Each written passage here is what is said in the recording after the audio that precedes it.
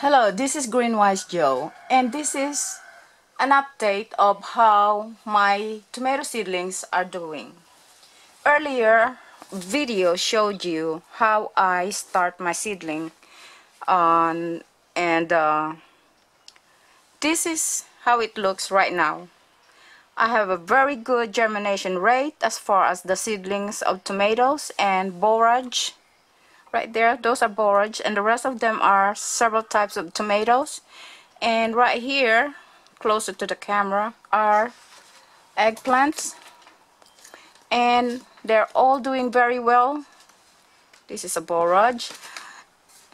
Gary of the Rusted Vegetable Garden have closet grow room. I was very impressed by it. I am still very impressed by it, and I borrowed the idea of the fall tent, and I must say, Gary, thank you very much. It works very well. Okay, my husband and I are what you might call a faithful customer of Habitat for Humanity, and this is how we were able to control our gardening expenses. Oh my goodness, one of the hen laid an egg nearby. Sorry for the noise, but such is the case in my garden.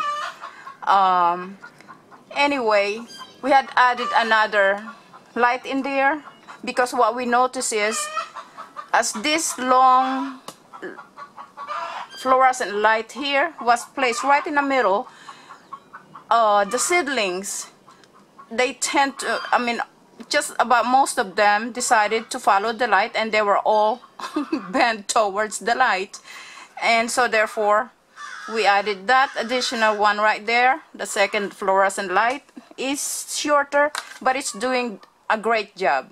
Everything is looking happy, growing upright. So those, excuse me, let me get up here, I'm on my knee. Those are my seedlings, tomato seedlings, borage, and some eggplant. And let me put this down. Up here on top of this rack, I have my chives. Some of the bok choy seeds fell in there, but it's doing very well. And back there you would see those are snow peas and some bok choys as well, and they're doing very well. So there they are, my tomato seedlings, borage, eggplants.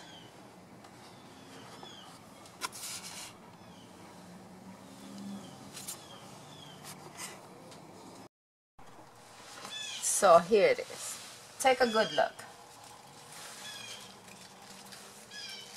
That's all the way at the bottom. It's practically touching the dirt, and it's full of tomatoes down there. And I broke one of the leaf. One leaf broken of my kale. Oops. I should have not done that. Took a bite off of it. Now it's gonna be hard for me to talk, but here's another bunch of fruit.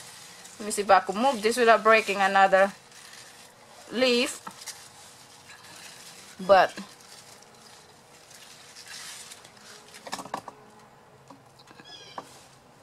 let's see if I could show you. It's just, oh, I guess not.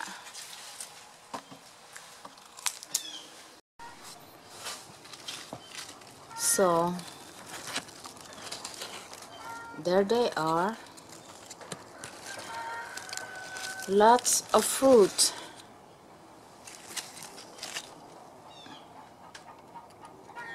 And this is winter time. We're actually in February now, mid-February. And my volunteer experimental tomato is bearing lots of fruit, and can't get to all of them as they are all hiding all the way down at the bottom and behind leaves. But if I look carefully, I will find them.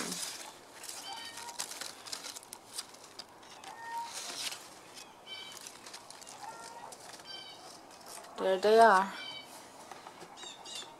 bearing lots of fruits, some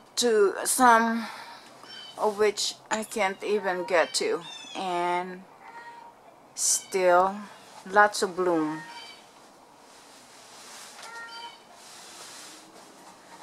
And so it is apparent to me that this greenhouse will allow me to grow tomatoes even in winter, and I just can't wait to do just that. So far, this is my volunteer experimental tomato, which I decided to keep. This was from last 2014, and we are now in mid-February 2015, and my volunteer tomato has lots and lots of blooms still, and many hidden fruits.